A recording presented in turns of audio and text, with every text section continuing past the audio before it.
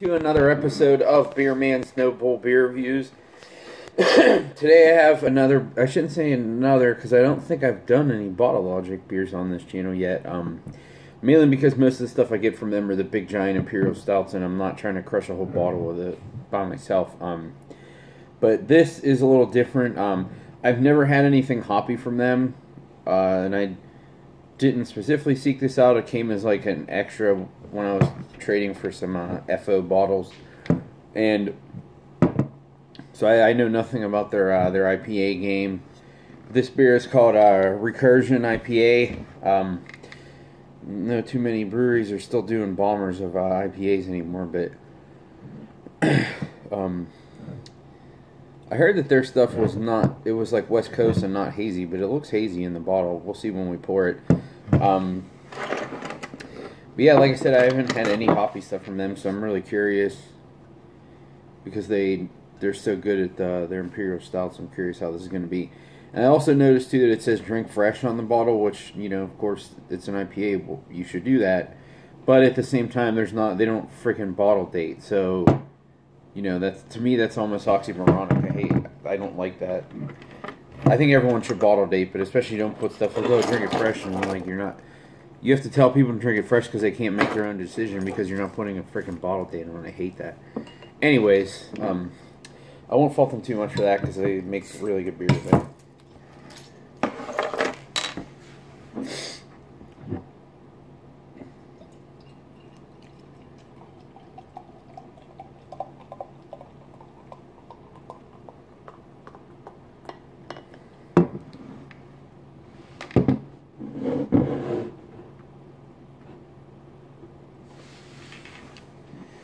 Alright, so, yeah, I mean, this is definitely not a West Coast in a sense that it is cloudy. You can't see through it. But as you can see, it pours let's say a darker orange color, almost like a copper, but it is hazy, with a pretty nice fluffy white head. The guy who sent this to me, again, like I said, they don't have bottle, oh yeah, I don't think I said the ABV, it's 6.5. He told me that, you know, they didn't have bottle dating, but he said he believed it was pretty fresh because they were packaging it with the FO to buy it together. So, and it smells pretty fresh. It smells really nice, actually. Really big orangey and like those peach ring things.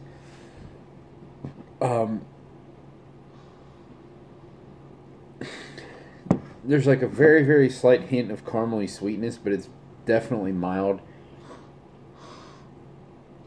Light, like evergreen forest, earthy character too. It's very peach forward. It smells really good.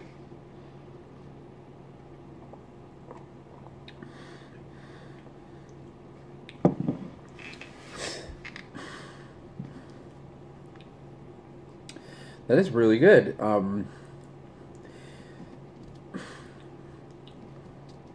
It is kind of a mashup of East and West Coast, I would say, because it doesn't have really that pillowy body that a lot of the New England style IPAs have. But it's definitely pretty low on the bitterness scale, so I would not call it a West Coast just specifically for that reason. You know, also because it's not clear either, but again, those are just style names. This is obviously technically a West Coast IPA because it's made in California, but, you know, that's just talking about the style.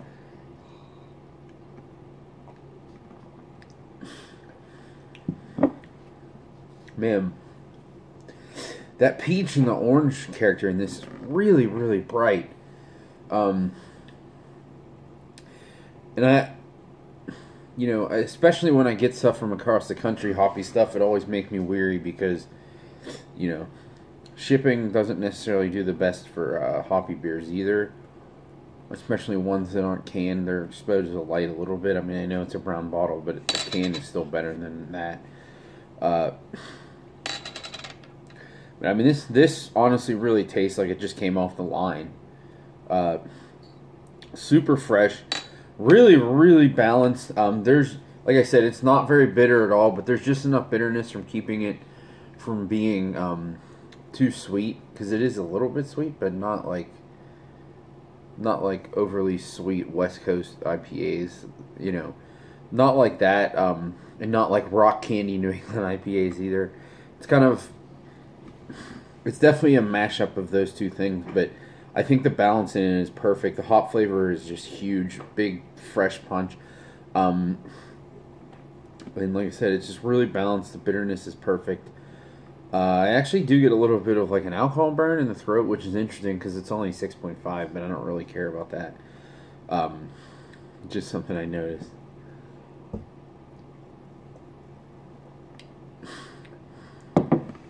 Yeah. Now I'm really excited because he sent me another one, the Actuator, which is double IPA. I'm really excited to try that because this is really tasty.